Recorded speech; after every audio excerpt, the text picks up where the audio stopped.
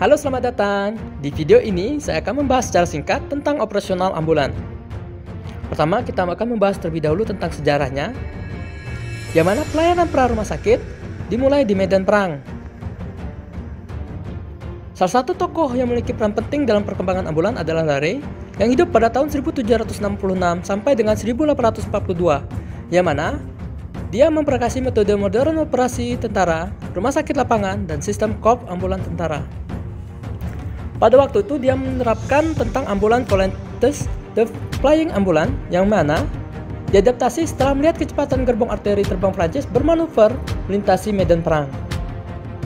Pada waktu itu ambulan juga merangkap kereta jenazah. Nah, foto di video ini yang sekarang ini nampak itu foto pra rumah sakit saat perang Korea, yang mana bisa kelihatan bahwa penanganan pra rumah sakit itu sangat minim sekali.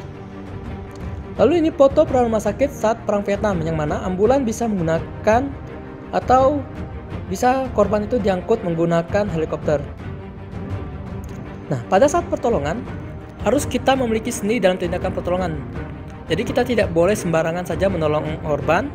Kita harus menerapkan tindakan yang tepat dan penanganan yang benar. Tenit, kebutuhan.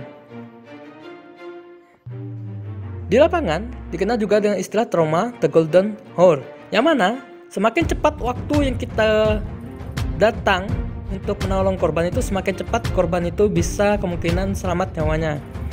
Ya, kita bagi contoh sebagai 50 menit, 30 menit, dan 15 menit. Yang mana 15 menit ini bisa dikatakan sangat cepat, 30 menit itu cepat, 50 menit itu dikatakan langsung lambat. Yang mana golden hour itu usahakan paling tidak 30 menit ke bawahnya, jadi semakin cepat semakin baik. Ini contoh foto CPR, defibrillasi, dan trombosis pada MI. Lalu pelayanan gawat darurat dibawa ke penderita, dan bukan hanya penderita dibawa ke instansi gawat darurat rumah sakit. Ingat, pelayanan gawat darurat dibawa ke penderita, dan bukan hanya. Jadi kita nggak boleh hanya bawa aja kayak gitu. Lalu ambulan itu kalau di darat bisa menggunakan mobil, motor, dan kereta api. Kalau di udara bisa menggunakan helikopter atau pesawat, sedangkan di laut bisa menggunakan kapal. Ingat, ada prinsip UGD ke pasien, bukan sebaliknya. Lalu secara umum fungsi ambulan ada 3. Pertama sebagai transport, kedua sebagai gawat darurat, dan ketiga sebagai pembawa jenazah. Spesifikasi ambulan mobil itu sendiri harus memiliki shock breaker, pintu, kursi, lemari, tinggi komponen penderita, rotator, sirene, tanda gawat darurat, warna mobil, dan alat komunikasi. Nah, ini contoh ambulan yang memiliki pintu samping. Lalu contoh ambulan yang memang harus dimiliki pintu belakangnya. Lalu harus ada akses antara 2 kursi. Ini contoh tempat duduk kapten seat, yaitu kapten dari yang bertugas di ambulan sebagai yang melakukan tindakan. Lalu lemari ini berisi alat-alat pertolongan pertama dan alat-alat medis.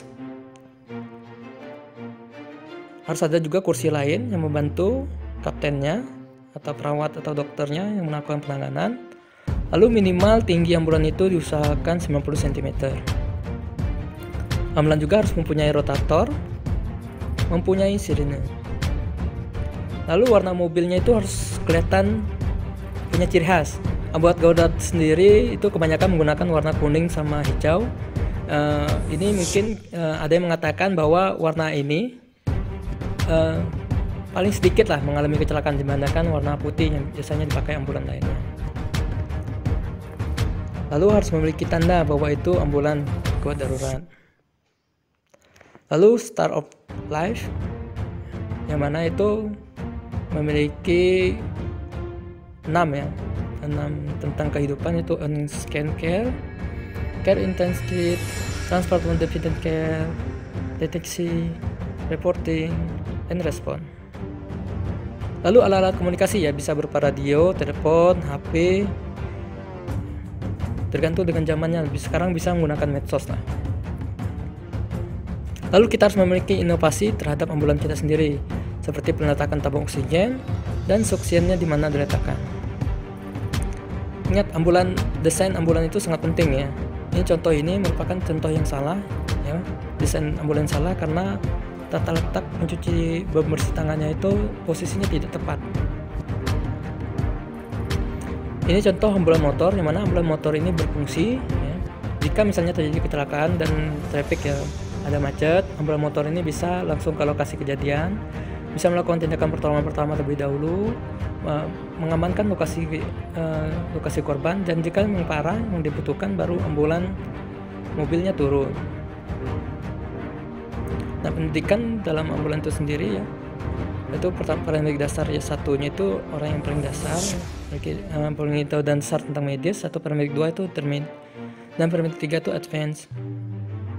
Nah, lingkaran tugas paramedic itu pertama itu persiapan, respon, kontrol TKP, akses ke lokasi, penilaian penderita, dilanjutkan dengan